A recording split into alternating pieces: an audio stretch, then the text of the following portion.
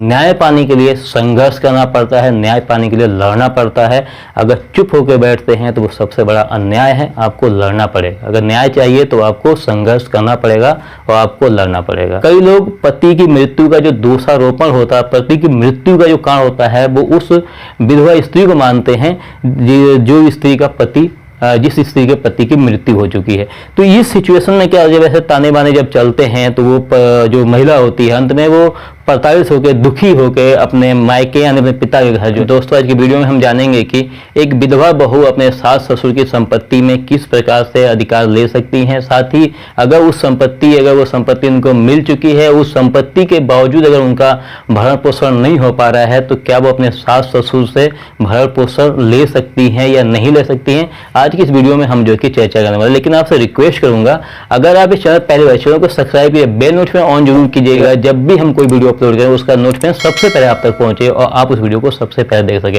इस वीडियो को देखने के बाद में अगर आप कुछ पूछना चाहते हैं या कोई चीज आपको समझ नहीं आ रहा है या हमारे पास कोई चीज छूट गया है, उस चैनल को सब्सक्राइब करके कॉमेंट बॉक्स में अपने सवालों को डिटेल्स लिखिए। डिटेल्स लिखने के बाद उसका स्क्रीनशॉट लेके 9456175575 व्हाट्सएप कीजिए।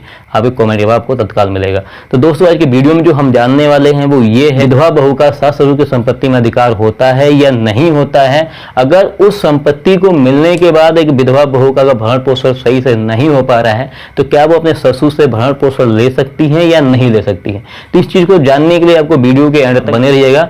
वीडियो के एंड तक जब आप बने रहेंगे तभी आप जानेंगे और समझेंगे। तो दोस्तों इसमें जो है मामले को लेकर छत्तीसगढ़ हाई कोर्ट का क्या डिसीजन आया था उस पर भी हम चर्चा करेंगे। लेकिन इससे पहले मैं आपसे रिक्वेस्ट यही करूंगा कि इस वीडियो के एंड तक आप बने रहिएगा। तो दोस्तों सबसे बड़ी बात यह है कि जो आपने देखा होगा किसी भी स्त्री जो होती है, अगर उनके पति की मृत्यु जब होती है तो खास करके इसमें ये चीज देखा जाता है कि ससुराल में जो होता है उसे कई प्रकार के ताने बाने से मतलब गुजरना पड़ता है। ऐसा नहीं है कि सब लोग शिक्षित होते हैं या सब लोग इस भावनाओं को समझते हैं। कई लोग पति की मृत्यु का जो दोषारोपण होता है, पति की मृत्यु का जो कारण होता है, वो उस विधवा स्त्री को मानते हैं इस स्त्री के पति की मृत्यु हो चुकी है। तो इस सिचुएशन में क्या हो जाए, वैसे ताने बाने जब चलते हैं तो वो जो महिला होती है अंत में वो प्रताड़ित होकर दुखी होकर अपने मायके यानी अपने पिता के घर जो है कि जाने की विवश हो जाती हैं। लेकिन कुछ परिस्थितियां ऐसी होती हैं कि कभी कभी ऐसा देखा जाता है कि जब शादी हुई तो व्यक्ति जब अलग होता है तो अपनी टोटल प्रॉपर्टी को अपने पिता से ले लेते हैं। अगर ऐसा है तो उस प्रॉपर्टी पर अधिकार सिर्फ उस विधवा महिला का होता है, बाकी किसी का भी नहीं होता है।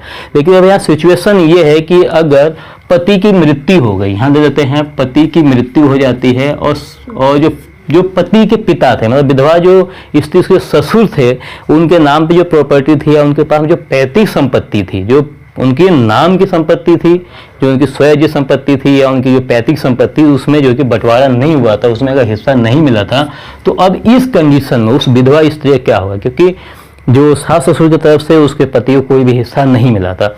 तो इस कंडीशन में ये होता है कि यहाँ पे विधवा जो स्त्री है वो अपने ससुर से भरण पोषण मांग सकती है। ये जो है मामला क्या था, इसमें कहाँ से डिसीजन आया है, नंद किशोर बनाम श्रीमती चंचला लाल, और जो इसका निर्णय तारीख था वो 4 जुलाई 2022 को था। ये मामला क्या था, मामला ऐसा था कि एक जो श्रीमती चंचला जो लाल थी, इनकी जो शादी होती है 11/7/2008 को होती है। इनके पति का देहांत 21/6/2012 को हो जाता है। जब पति का देहांत होता है तो श्रीमती चंचला लाल का कहना ये होता है कि मेरे ससुराल वालों ने जो मेरे पति के नाम पे बीमा था, जो मेरे पति के नाम पे अकाउंट था, जो मेरे पति के नाम पे ATM था, वो सब मतलब ले लिए और मुझे इतना प्रताड़ित किया गया कि अंत में मुझे अपने पिता के घर आना पड़ा। इस चीज को लेकर जब वो फैमिली कोर्ट पहुंचती है तो फैमिली कोर्ट से वो रखती हैं कि मैं अपना भरण पोषण करने में मेरा ऐसा कोई आय का स्रोत नहीं है जिससे कि मैं अपने जीवन को निर्वाह कर सकूं, इसलिए मेरे ससुर की तरफ से प्रतिमाह 7,000 रुपये गुजारा भत्ता दिलवाया जाए। ठीक है, भरण पोषण जो है दिलवाया जाए। तो ये सभी चीजों को देखने के बाद में फैमिली कोर्ट जो है उनके ससुर को जो है कि ऑर्डर देता है कि अब 2,500 रुपये प्रति महीना इनको भरण पोषण देंगे।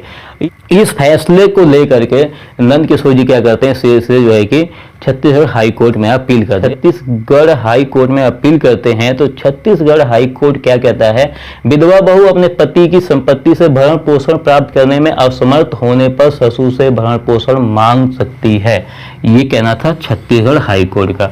और इस चीज को देखते हुए छत्तीसगढ़ हाई कोर्ट में जब पहुंचे थे, छत्तीसगढ़ हाई कोर्ट में जो था श्रीमती चंचलालाल के जो वकील थे या इनके द्वारा जो पक्ष रखा गया था, वो ये कहा गया था कि 11 एकड़ जो जमीन है वो मेरे ससुर के नाम पे है, जिसमें से 11 एकड़ जमीन ससुर के नाम पे होने के बाद में 3 एकड़ जो जमीन है वो ये पैतृक संपत्ति है, जिसमें कि मेरे पति को हिस्सा मिला ही नहीं था। इसमें जो है मेरे पति को हिस्सा नहीं मिला था और जो प्रॉपर्टी मेरे पति छोड़ गए हैं उससे मेरा जो गुजारा नहीं हो पाता है। तो इन सब चीजों को देखने के बाद में क्या कहता है, छत्तीसगढ़ हाई कोर्ट का डिसीजन ये आया कि विधवा बहू अपने पति की संपत्ति से भरण पोषण प्राप्त करने में असमर्थ होने पर ससुर से भरण पोषण मांग सकती है।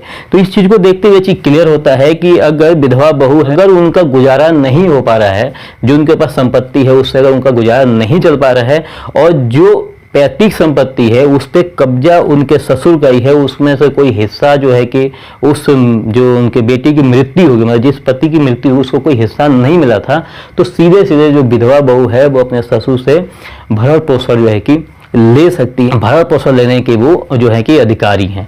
ठीक है, तो इस चीज को देखते हुए ये जो है कि बहुत अच्छा एक निर्णय है, बहुत ही अच्छी चीजें हैं कि जो लोग जो विधवा बहू जाती है उसको जो कि खर्चा वर्चा नहीं देते हैं, उसका जो कि भरण पोषण सही से नहीं हो पा रहा है, तो इस हिसाब से जो है अगर उनके पति का जो हिस्सा था उनके जो सास ससुर नहीं दे रहे हैं तो इस हिसाब से उन्हें जो टोटल जो है कि खर्चा उनके जो है कि ससुर या सास जो हैं वो देंगे। महत्वपूर्ण ये सब जो है कि बहुत ही महत्वपूर्ण जानकारी उन बहनों के लिए है जो बहनें विधवा हैं और उनके सास ससुर और उनके ससुराल पक्ष लोग काफी प्रताड़ित करते हैं, जो उनके पति का हिस्सा था वो नहीं दे रहे हैं, जो पति की द्वारा बनाई प्रॉपर्टी थी उसको भी जो है कि कब्जा कर ली हैं, तो वो कोर्ट का रुख कर सकती हैं। कोर्ट का अगर जब रुख करती हैं तो उन्हें जो है कि वहाँ पे 100% न्याय मिलेगा और न्याय पाने के लिए संघर्ष करना पड़ता है, न्याय पाने के लिए लड़ना पड़ता है।